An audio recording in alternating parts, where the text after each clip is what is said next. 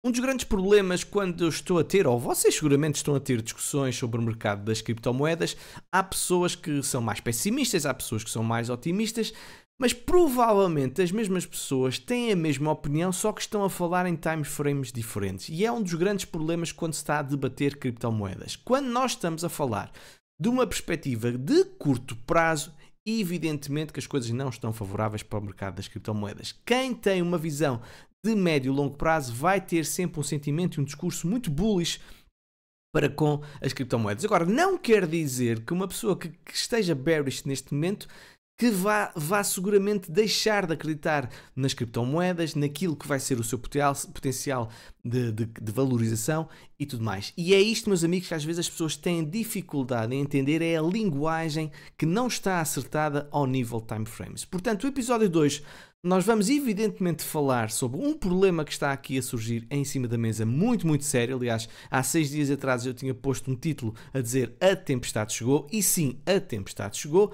mas tem que ser enquadrada no devido time frame. Meus amigos, temos muito que falar. Sejam bem-vindos a mais um episódio do Alex Cripto.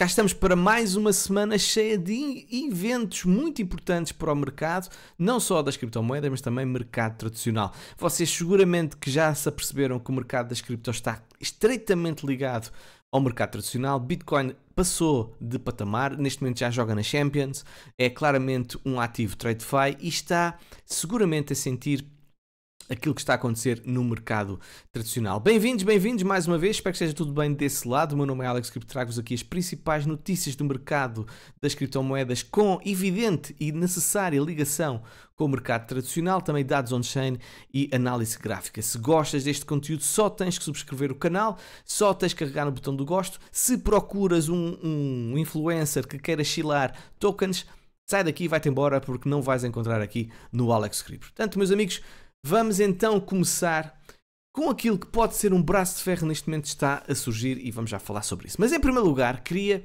vos mostrar este excerto.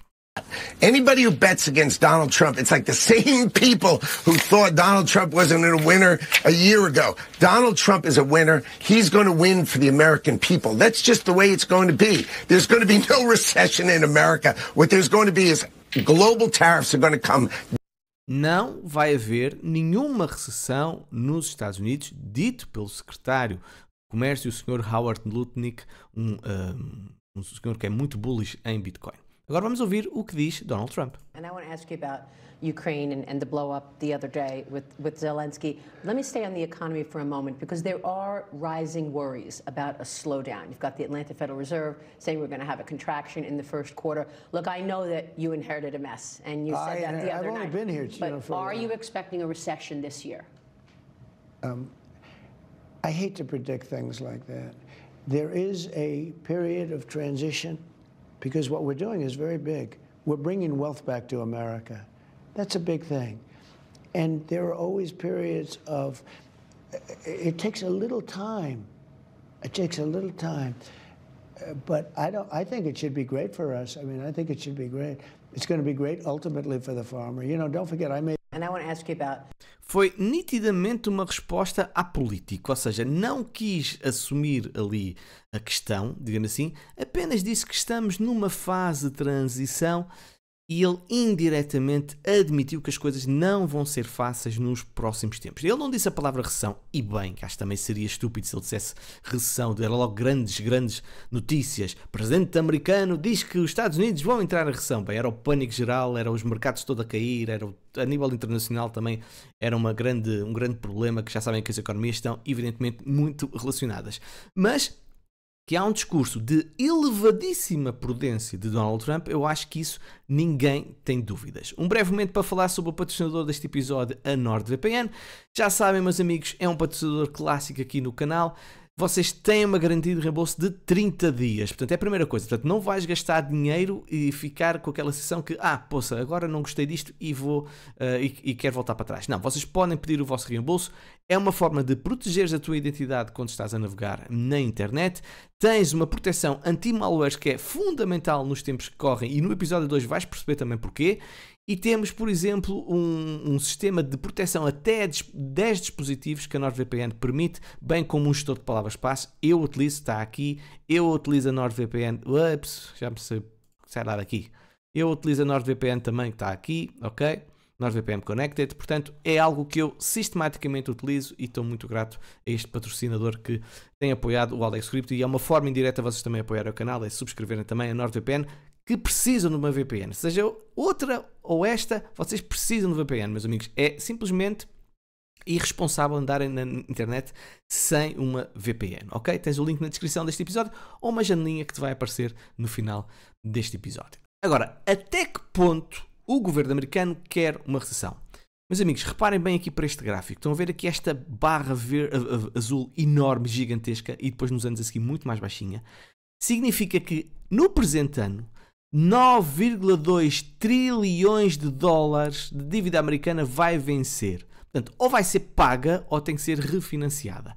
E obviamente que toda a gente com dois dedos de testas percebe, e eu não sou economista e nem sou especialista nisto, mas seguramente entendo que para refinanciar a dívida eu não posso ter taxas de juros muito elevadas, portanto vai ficar um balúrdio refinanciar esta dívida. Portanto, a maneira mais simples de pagar menos é evidentemente se as taxas de juros estiverem mais baixas. Portanto, isto é claríssimo como a água aquilo que Donald Trump está a fazer. Aliás, uma das formas de nós forçarmos uma descida das taxas de juros, o Fed a baixar as taxas de juros, é fazendo o quê? É criando uma recessão. E se nós olharmos para o histórico, nós podemos ver que sempre que tivemos um pico nas taxas de juros, ok?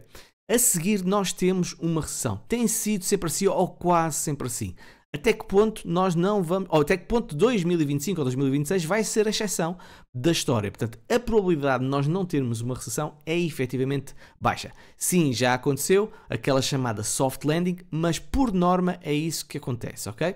E depois desta recessão, o que é que costuma acontecer? O Fed é obrigado a estimular fortemente a economia. E aí, meus amigos, nós vemos os mercados a subirem em força, mas para isso é preciso crashar alguma coisa ou mandar em baixo alguma coisa. E Donald Trump está a entender isso. Porque a crise da dívida americana é a maior crise neste momento que está a surgir e não está a ter a devida atenção por muita gente. O presidente americano percebeu isso, mas já pode ser tarde demais. E se é tarde demais, ele vai ter que forçar uma recessão. É a única solução para baixar as taxas de juros. E se vocês virem o que está a acontecer ao nível dos gráficos, na relação das yields a 10 anos com 2 anos, nós podemos ver uma inversão. Por exemplo, o Rui Andrade já falou sobre isto mais que uma vez. Olha, um parênteses, quinta-feira nós vamos ter uma live com o Rui Andrade, com o Satoshi e com o Carlos do CryptoFlex. Portanto, seguramente vocês vão estar presentes, porque normalmente o pessoal gosta muito dessas lives, é às 9 da noite. Mas nós podemos ver exatamente que estamos em patamares que, por norma, indiciaram no passado uma recessão. Estas linhas horizontais amarelas significam exatamente os momentos em que foram ativadas recessões em 1990, em 2001 e em 2008. Portanto, e também temos aqui 2020. Portanto, esta é a zona que, por norma, são ativadas recessões. Lembro, o crescimento do produto interno bruto americano teve uma queda monumental, muito recente, que vocês seguramente se lembram-se que eu mostrei nos últimos episódios. Relativamente a este gráfico, que é dos nossos parceiros da Macro ou Micro, e que vocês podem subscrever também na descrição deste episódio, no link na descrição deste episódio, podemos ver que em março a perspectiva de probabilidade de recessão aumentou ligeiramente, ok? Passou de 8,49 para 11,48. Você pode dizer, mas não é muito, já vimos isto, já vimos no passado coisas piores. Evidentemente, ok? Vai depender muito daquilo que vai ser dito esta semana com Jerome Powell. Agora, outro indicador que, por norma, não indicia algo de bom para as economias é o que está a acontecer com o petróleo. Nós podemos ver que o petróleo tem vindo a cair e está a formar um triângulo descendente que já vem desde 2022. Se este triângulo descendente quebrar, significa claramente menor consumo de petróleo, significa então uma retração da economia, significa então uma maior probabilidade de termos uma recessão. Portanto, muita atenção também ao que está a acontecer ao nível do petróleo. Evidentemente que isto é altamente manipulado, porque depois eles podem cortar na emissão do petróleo e então depois fazer subir os preços, mas é um sinal de fraqueza da economia a nível geral. Este post aqui do Cobase Letter diz uma coisa muito interessante. O impacto das expectativas reduzidas de gastos do governo não está a ser considerado também. Os gastos do governo e o crescimento de emprego têm impulsionado a economia. Os cortes de Dodge serão sentidos. Neste momento, aquilo que está a acontecer nos Estados Unidos é uma razia monumental ao nível do emprego. Nós vimos o desemprego subir de 4% para 4,1%. E muitos destes dados, ainda se calhar não têm efeito, aquilo que está a acontecer via Dodge é que eles estão a cortar imensa despesa e também estão a colocar muita gente fora dos empregos da função pública, digamos assim, americana. Portanto, este impacto também poderá vir a surgir mais lá para frente. Lembro que o Jerome Powell estabeleceu como linha vermelha 4,2% ao nível de desemprego. Mercado cripto aguarda dados de inflação dos Estados Unidos e decisão do Fed desta semana. Não é apenas e só o mercado cripto, é todo o mercado, é o mercado tradicional também. Porque vão ser dias muito importantes. Quarta-feira vamos tentar conhecer os dados da inflação americana e nós precisamos de ver até que ponto é que a inflação está a descer ou não está a descer. Nós podemos perceber que... Onde é que eu tenho isso? Nós podemos ver que os dados que nós temos aqui acesso através deste gráfico do 5-year break-even inflation rate mostra que a inflação pode estar a cair. E o Trueflation também mostra que a inflação está a cair. E isto podem ser boas notícias, meus amigos, porque pode ser aquilo que é fundamental para dar o clique ao Fed para começar a cortar as taxas de juros. Caso eles não cortem as taxas de juros, eu acho que vamos ter aqui um grande problema e este braço de ferro entre Donald Trump e Jerome Powell seguramente que está ao rubro, porque tal como disse António Pompliano, Trump disse a Jerome Powell para cortar as taxas de juros. Powell diz que não. Okay? Ainda recentemente ele diz que estamos à espera e tal, estamos a ver, não há necessidade, blá blá blá blá. Agora Donald Trump está a tentar forçar a Powell para cortar as taxas de juros, derrubando os preços dos ativos, crashando o mercado e tudo mais. E nós podemos ver que há um receio efetivo que Jerome Powell não perceba aquilo que está a acontecer e que bate ao pé e que ele é teimoso e que diz, não, eu não vou ser influenciado por Donald Trump, eu quero mostrar que o Fed está independente, porque está numa situação muito complicada, porque se ele agora vem com um discurso a dizer, não, sim, é verdade, o presidente americano tem razão e tudo mais, já vão logo dizer que isto é tudo político e que o Fed não é independente e que já vão ter os democratas logo em cima do Fed e essas coisas todas. Portanto, há quem aponte que o Fed não vai baixar as taxas de juros em 2025. Estamos a falar do economista Timothy Peterson, em que diz que vai manter as taxas de juros elevadas, que então poderá ser o gatilho para uma correção fortíssima do mercado, levando Bitcoin aos $70.000. Eu quero dizer, isto 70 mil, se aguentar, até pode vir mais abaixo. Portanto, o Nasdaq pode cair 17% durante 7 meses, diz aqui também este economista. Portanto, isto vai ser um problema ou não, vamos ver, mas uma coisa vai ser certa, vai ser muito interessante ver este jogo político que aqui vai surgir. Evidentemente que as pessoas têm os dinheiros investidos, é sempre mais complicado, mas que vai haver um interesse muito grande nos próximos dias, vai. Agora, vamos supor que o Fed baixa as taxas de juros, certo? O Donald Trump faz, yay, ficamos todos contentes, e nós também ficamos todos contentes, porque seguramente que vai então entrar mais liquidez no mercado, porque quando há uma descida das taxas de juros, por norma entra sempre mais liquidez no mercado, e aliás nós temos visto que a liquidez já tem entrado ao nível do M2, já tem vindo a subir. Agora, há um problema no Japão, e este é um problema que pode pôr o mercado de olhos em bico. Viram o que é que eu fiz? Isto foi brutal. Peço desculpa. Ora bem, o Japão é o detentor da maior pilha de dívida do mundo, que é mais do que o dobro da sua economia avaliada em 5 trilhões de dólares. Rolar essa dívida com rendimentos mais altos vai exigir custos mais elevados e com o Banco do Japão a possuir cerca de 70% dos títulos do governo, os mercados podem começar a duvidar da sua sustentabilidade. O Japão é um dos maiores detentores estrangeiros de títulos do Tesouro americano. À medida que os rendimentos japoneses se tornam mais atrativos, os investidores japoneses podem preferi-los à dívida americana, que oferece rendimentos mais baixos. Isso pode reduzir a procura por títulos do Tesouro americano, o que pode levar por si só a rendimentos mais altos dos Estados Unidos à medida que o governo dos Estados Unidos tenta competir. um aumento nos rendimentos dos Estados Unidos pode significar um aumento nos custos de empréstimos para o governo e corporações privadas. E isto é um grande problema para a economia americana, para toda a política que Donald Trump quer implementar. Portanto, nós temos um player externo, que é o Japão, e que pode abanar toda esta estratégia que neste momento pode estar aqui a vir a ser implementada. Portanto, muita atenção ao que vai acontecer no Japão nos próximos anos. Nós podemos ver exatamente as yields a subir e que pode sugar a liquidez que se quer retirada dos Estados Unidos para ser colocada no Japão, porque as taxas começam a ser mais apelativas, além de que os empréstimos sem custos, que era aquilo que acontecia durante muito, muito tempo, e efetivamente estão a desaparecer no Japão. Agora, como é que os mercados estão a reagir? É uma desgraça, certo? A MicroStrategy já caiu 14%, Tesla 8%, o Palantir 7%, Alphabet 5%. Está aqui uma queda generalizada, como nós podemos constatar. Cerca de 3 trilhões de dólares foram recentemente desaparecidos das Magnificent 7, das ações das Magnificent 7 que vocês conhecem. Nas criptomoedas, então, ainda é pior, certo? Nós podemos ver que nós estamos em nível de liquidações de longs superiores quando a FTX caiu e quando nós tivemos também o crash relacionado com a Celsius e com a 3AC. Portanto, estamos a falar de níveis muito elevados. Lembrar também que, atenção, que o mercado tem muito mais liquidez, há muito mais dinheiro investido, portanto, atingir valores mais altos ao nível de liquidações é efetivamente mais fácil do que quando estávamos em valores em que Bitcoin andava ali nos 20 e tal mil dólares, 15, 18 mil dólares, certo?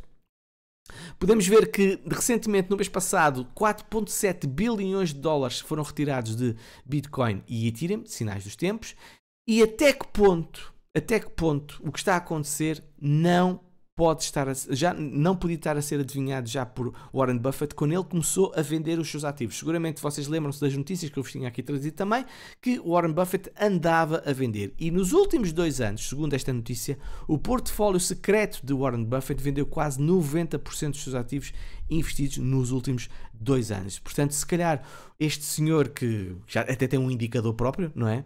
E que é tremendamente respeitado, até que ponto ele não estava a antecipar isto, já estava a sair do mercado ao longo de meses, exatamente antecipando um monumental crash que pode surgir nos mercados. Agora, esta notícia eu acho que é muito interessante. Donald Trump não vai comprar Bitcoin até que atinja os 60 mil dólares, afirma o executivo da Bitwise, o Sr. Jeff Park.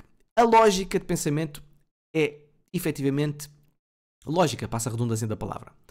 Vocês conseguem imaginar as manchetes que virão para Donald Trump se ele comprar Bitcoin a 100 mil dólares e depois ela for para 70 mil? Quando eu digo comprar é converter, já sabemos que ele não vai comprar diretamente com o dinheiro dos contribuintes americanos. Fará muito mais sentido numa perspectiva de investidor e ficar bem na fotografia e ganhar votos se ele comprar Bitcoin a valores muito mais baixos e depois, então, é malta, estão a ver, hein? Estão a ver? Eu é que percebo disto. Comprei Bitcoin a 50, 60, 70 mil, whatever, e neste momento Bitcoin está a 150 mil ou 200 mil. Quem é o chefe? Quem é que sabe? Sou eu, certo? Portanto, Donald Trump pode muito bem estar também a preparar este crash dos mercados, antecipando aquilo que vai acontecer e neste momento mantendo uma perspectiva de expectativa e só depois mais tarde nós começamos a ver então as aquisições estratégicas de Bitcoin por parte do governo americano. Além disso, temos um problema de narrativas. Já tivemos a reserva estratégica colocada, os ETFs já são conhecidos e neste momento a única coisa que catalisador bullish para os mercados será efetivamente a queda das taxas de juro e a subida ao nível da liquidez, porque a nível de narrativa neste momento americana, neste momento está esgotada, meus amigos, ok? E nós temos que se calhar ter expectativas realistas que os investidores estão um bocadinho cansados, como vos disse no último episódio, e é preciso dar tempo ao tempo ou então ter o ativo mais barato para depois haver nova pressão de compra, certo? E nós podemos ver que ao nível do sentimento, aqui também dos nossos parceiros, a Fractal, mais uma vez, são excelentes e vocês podem ter um desconto subscrevendo aqui esta plataforma com o link que está na descrição deste episódio. Nós podemos ver que ao nível dos short-term holders e long-term holders, o sentiment price bands, nós podemos ver que normalmente funcionam muito bem como suportes e resistências e podemos constatar que, vamos lá aproximar isto aqui, nós podemos constatar que neste momento nós estamos na parte de, onde é que é? Hope Denial Band, certo? Que ronda os 86 mil dólares, que neste momento está a ser perdida, e a próxima a banda de suporte ao nível do medo está nos 59 mil dólares, cerca dos 60 mil dólares, aquilo que estava a ser dito na notícia atrás dos tais 60 mil dólares. E nós precisamos de entender que não estamos ainda em medo extremo ao nível da relação short-term holders de long-term holders, ok? Lembrar também que no curto prazo Bitcoin pode ter uma reação se o preço lá for na zona dos 73, 74, 75, 77 mil dólares, exatamente porque é uma zona de liquidez que os shorters neste momento estão a querer ir buscar. Podemos ter uma queda um bocadinho mais abaixo, mas depois por norma são zonas reativas também. Mas aquilo que neste momento o João Watson está a dizer, e para a semana provavelmente eu vou trazê-lo novamente ao canal para trazer alguns dados on-chain para vocês ficarem a par daquilo que está a acontecer, ele diz uma coisa que eu acho que é muito importante. Os traders de varejo, ou seja, o pessoal das sardinhas, continuam a aumentar as suas posições longas, enquanto as baleias estão a fechar as suas posições longas e abrindo posições curtas, ou seja, shorts. 94% das pessoas estão no lado errado do mercado. Isto para dizer o quê? Quando nós temos um ativo que começou a cair de uma longuíssima subida em que subiu cerca de 500%, 600%, é tremendamente perigoso o discurso buy the dip. É muito, muito perigoso, certo? Principalmente tendo em conta tudo aquilo que está a acontecer. Eu não estou a dizer que Bitcoin agora vai entrar num bear market e tudo mais. Isso é outra discussão e eu sinceramente gosto muito destas linhas de suporte diagonal que para mim são muito importantes e quando são quebradas sim as coisas de facto ficam piores, mas efetivamente que eu acho que é muito arriscado ter esta política de buy the dip quando nós começamos a cair, tal como aconteceu em 2021. Evidentemente nós podemos ter algo semelhante a isto, em que temos uma queda forte e depois um movimento ascendente muito forte de seguida, mas sinceramente amigos, não fará mais sentido esperarmos por um breakout de uma estrutura ascendente para depois começarmos a entrar do que andarmos aqui a tentar adivinhar onde é que é o fundo, porque se pode acontecer algo mais deste género, sim, em que nós temos um bounce e depois continuamos a cair e depois é o bear market muito grande, ok? Portanto, muita atenção. Agora, no curto prazo, eu acho que nós estamos inteiramente relacionados com o que está acontecendo no TradeFi, inteiramente relacionados com isso. E evidentemente já estamos a 1, 2, 3, 4, 5, 6, 7 semanas a cair. A última vez que nós tivemos tanto tempo, até foram 1, 2, 3, 4, 5, 6, 7, 8, 9, 10 semanas, foi no bear market já em 2022, mas há muito tempo que nós não tínhamos algo assim. A última vez foi exatamente em 2022. Basta vocês olharem aqui até 2020, ou 2019, que eu posso ver aqui no gráfico, e não temos um período tão longo de quedas, ou não é normal termos um período tão longo de quedas. E, evidentemente, nós podemos ter um bounce.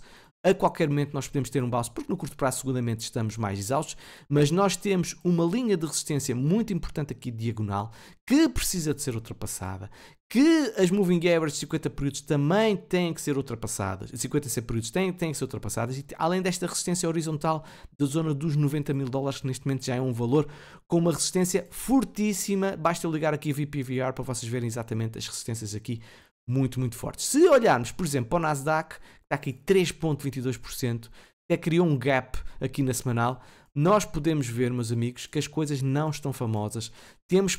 Perdemos um suporte de tendência longa, de suporte que é muito fácil de vocês constatarem, e significa que poderá estar a chegar à altura de uma retração mais agressiva, superior a se calhar 10%. Ou seja, por norma os bear markets no mercado tradicional são intitulados quedas superiores a 20%, mas reparem numa visão macro que há quedas mais curtas, mas há também quedas muito mais longas que, por norma, costumam crashar os mercados. E eu, na minha opinião, o foco, sinceramente, de Bitcoin é a relação com o mercado tradicional. Portanto, muita atenção a isso. O SP500 também está, evidentemente, a cair, a pique, e isto não é um bom pronúncio, certo?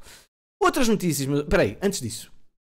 Portanto, muita atenção, meus amigos, ao que vai ser dito agora, os dados que vamos ter da inflação relativamente ao Fed. Muita atenção a esta disputa entre Donald Trump e Jerome Powell, que é essencial, e à situação também do Japão. Portanto, muita atenção a estes catalisadores externos que estão a afetar ou que vão afetar o mercado das criptomoedas. Relativamente a outras notícias, e de uma forma mais rápida, para não aqui também tornar o episódio muito grande, o Japão aprovou aprovou uma reforma para criptomoedas, facilitando regras de corretagem e permitindo o apoio às stablecoins com títulos do governo, bullish. Estratégia para oferecer 21 bilhões de dólares em ações preferenciais para expandir participações em Bitcoin, ou seja, Michael Saylor continua na sua prospecção para angriar dinheiro para comprar mais BTC, para expor-se mais a BTC. Eu espero é que isto nunca dê o estouro, porque se isto alguma vez dá o estouro é uma cacetada muito grande para o mercado. Há pessoal que tem receio que isto seja a nova Luna ou uma coisa assim, e epá, eu sinceramente não quero acreditar nisso, mas há sempre esse receio. Legisladores europeus estão neste momento a preferir o silêncio relativamente à estratégia de Bitcoin sobre a reserva de valor de BTC, mas o BCE já diz que vai avançar com o dólar digital, portanto a CBDC, o que é, na minha opinião, péssimo para a Europa, mas pronto, eles querem fazer isso. Solana, a comunidade aprovou um corte de 15% na inflação de Solana, já tínhamos aqui falado sobre isso. Atenção a esta notícia, eu acho que é muito importante, porque atualmente a inflação de Solana está em 4,6% ao ano. Com esta mudança, o volume de emissão de token vai diminuir gradualmente, tornando o Sol um ativo mais escasso e valioso. Porém, isto vai afetar o staking. A presidente da fundação de Solana, a senhora Lily Liu, expressou preocupações afirmando que a imprevisibilidade dos retornos de staking pode afastar investidores institucionais. Portanto, é os dois lados da moeda. Há sempre um lado bom e há sempre um lado mau, mas fica aqui uma mudança estratégica ao nível dos tokenomics em Solana. Uniswap lança rede de validação, o que pode efetivamente ajudar ao fortalecimento de Uni, mas esqueçam lá estes ativos de 15 dólares, tendo em conta o que está acontecendo no mercado. Arkham lança ferramenta para monitorizar carteiras de influenciadores de memecoins. Eu acho que isto é excepcional o que a Arkham está a fazer. É para influenciadores com mais de 100 mil tokens, portanto eu estou fora disto, como é óbvio, e muito mais estou porque eu não invisto em memecoins e nem promovo memecoins, como vocês sabem. Portanto, fica aqui uma nova ferramenta por parte da Arkham para vocês perceberem também como é que o mercado está a ser manipulado, e há forte manipulação por parte dos calls relativamente a memecoins e outros ativos. Uma notícia também muito interessante é que finalmente descobriu-se o que é que aconteceu com o hack à Bybit de 1,5 bilhões de dólares. Meus amigos, o que aconteceu foi um malware que um validador, digamos assim, ou um programador, e peço desculpa, é exatamente esse o termo, teve no seu computador e ficou altamente comprometido, e depois este golpe de phishing então levou a um roubo de 1,5 bilhões de dólares. É uma falha, neste caso, humana que está a acontecer, o que é muito desagradável, porque efetivamente, se calhar a pessoa carregou num site que não devia ter carregado. Eu não sei qual é o site, acho que é aqui. Se calhar é este, Jet Stock Price. Pronto, mas eu não sei, não posso estar aqui a afirmar isto. Portanto, já sabemos o que é que aconteceu. Pronto, boa notícia, já sabe o que é que aconteceu. Boa notícia, já sabe que não foi uma falha da Ledger. Má notícia, já sabe então que foi uma falha humana, neste caso, na própria Bybit. A legislatura de Utah aprova projeto de lei sobre blockchain, mas elimina reserva de valor de Bitcoin. Portanto, Utah está fora na reserva de valor. Boa notícia relativamente aos bancos. Eles neste momento já não vão precisar de pedir aprovação para disponibilizarem custódia de Bitcoin e outros ativos sem essa devida aprovação. Eu acho que é uma adoção em massa que vai surgir via institucional também, via setor bancário. Mais uma vez, é tudo uma questão de time frames a médio e longo prazo. Tudo está a ser construído e é efetivamente muito bullish para todo o mercado. O segundo maior banco de Espanha, o BBVA, vai oferecer aos seus clientes negociação de Bitcoin e Ethereum. Também uma boa notícia aqui na Europa, neste caso o nosso vizinho espanhol. E por fim, eu sei que o pessoal está um bocadinho deprimido, eu sei que o pessoal está muito chateado, principalmente, evidentemente, se as pessoas não saíram do mercado. Quem saiu do mercado, evidentemente, está mais satisfeito porque saiu a tempo, não é? Mas lembrar que, meus amigos, é tudo, como eu disse há pouco, uma questão de time frames. De uma perspectiva a longo prazo, reparem, nós só estamos apenas e só a Bitcoin em 2025 em 3% de adoção. Estamos equivalente ao online banking de 1996, estamos o equivalente às redes sociais de 2005, surgiram depois em 2005, ou melhor, no nível de 2005, no desenvolvimento de 2005, e também estamos como se fosse a internet em 1990. Pronto, esta parte de 1990, eu vejo sempre esta conversa de 1990, parece que nunca mais saímos dos 1990, mas pronto, que podemos perceber que estamos numa fase ainda muito inicial, sim, e apenas 4% da população mundial possui Bitcoin em 2025. Este valor vai seguramente subir.